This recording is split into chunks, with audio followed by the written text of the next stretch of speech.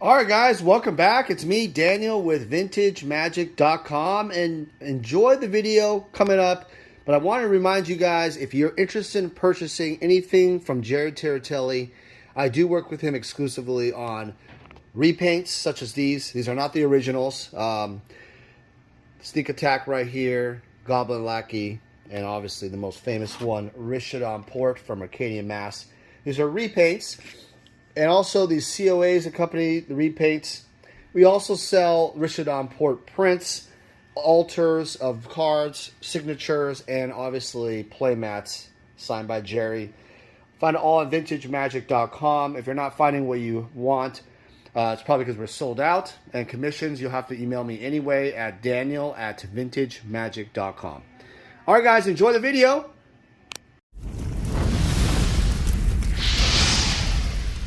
Vintage Magic. Game, collect, invest. For more information about our consulting and professional services, visit VintageMagic.com.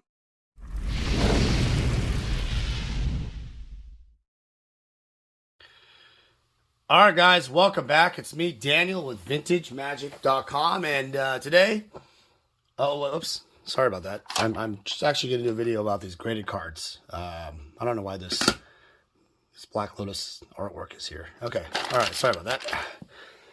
I don't want to cut the video, so okay. All right, so yeah, I want to talk about these weird alpha cards that are really, really tough to grade in general. This will probably be a bigger video breaking down individual of each card. Tell me in the comments below if you'd like me to do that. But I'm probably going to do that anyway because it's quite interesting. So, over the years of grading cards, I found that certain cards in alpha, and you know, obviously beta has its quirks and stuff, but mostly alpha has weird grading metrics: centering, corners, edges, surface, and centering, corners, edges, and surface. Right.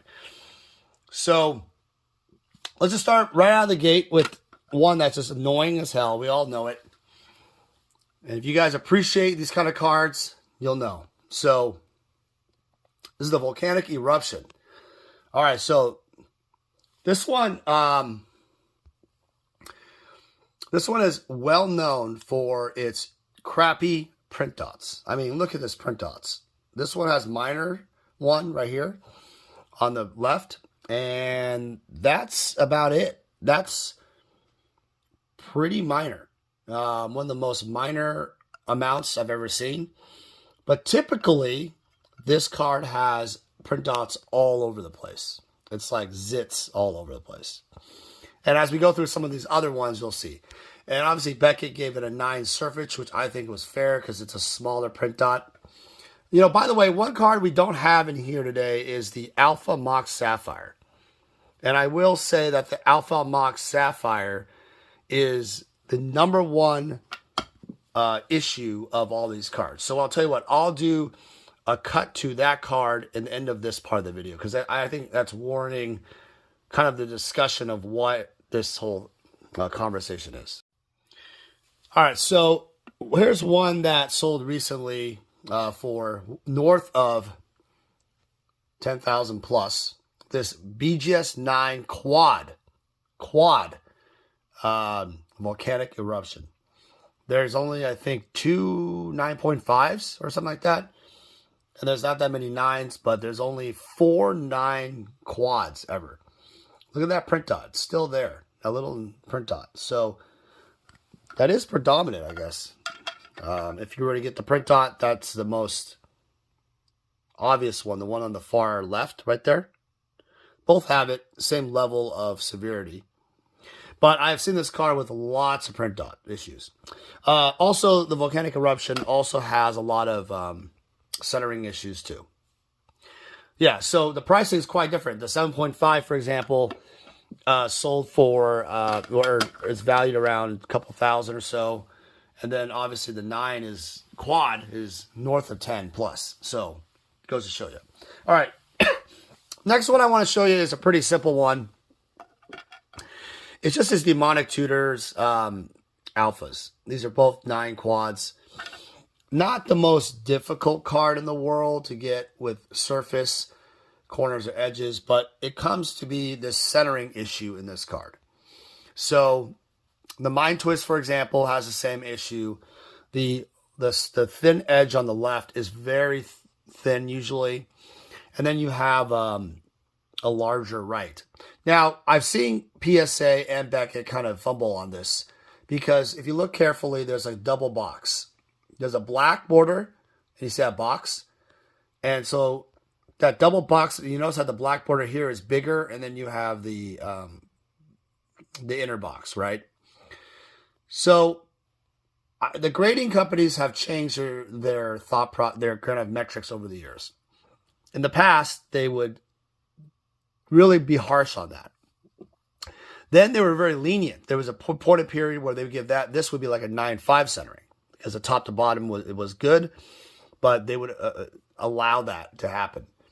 So this all changes all the time. So you may see some nice 9.5 versions of these cards with similar centering as this, but you notice the series of this one is the 106 series. Sorry, that is a newer grade from be comparative to the past. So keep an eye on that. Demonic Hordes is a hard one to get centered. Next one I want to show you is the Pirate Ship.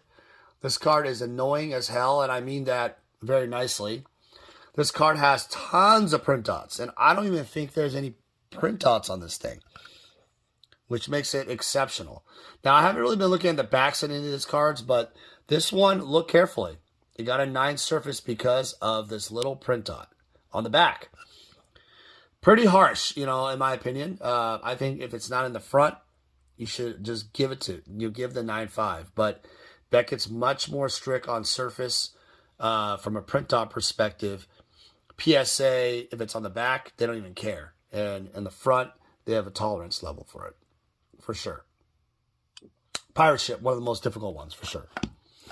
All right, Dark Pack. This card, years ago, I had graded a PSA 10. I remember selling it for $300. And it's one of the rarest PSA 10s you ever find. I think it's like one of 2 or 3 in the world. And 9.5, just as rare. This card is plagued with centering issues. This card is decently centered, but like I was telling you guys before, you'll see variations on centering quite a bit. So for this to be a quad 9 with a 9.5 surface is pretty crazy. But again, you can look at the tolerance level. I mean, this is the 800 series, 8 series, right? That means that this era, they were a lot more lenient. In my opinion, this wasn't the best graded card. But again, it's still quad. But you notice the quality is a little different. All right, next is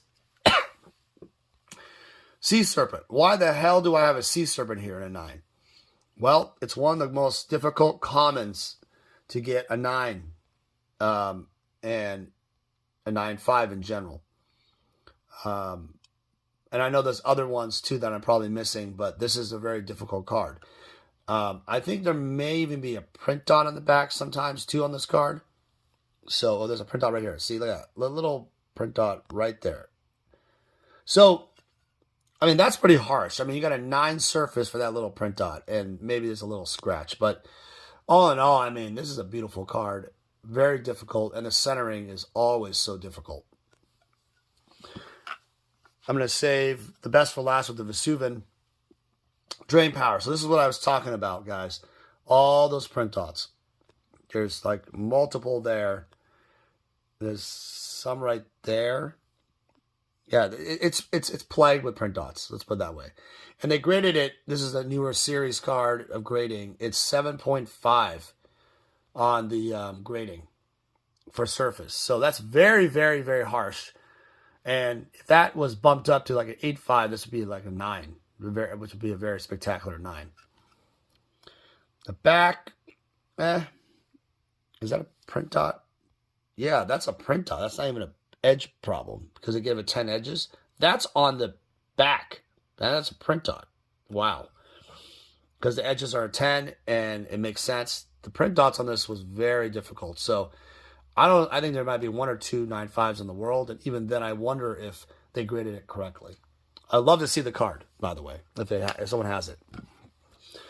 Second to last on this part of the video is the personal incarnation. And those of you who understand what I'm talking about, this is the print dot problem also.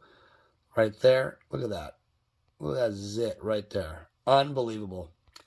This 8 surface is not too bad. Typically, there's a bunch of others just like that drain power. So it's kind of subjective, right? But another very, very difficult one. You'll see that PSA 9 was a lot more lenient. I should pull one out of the safe, but I don't know if I have one anymore. I have to see.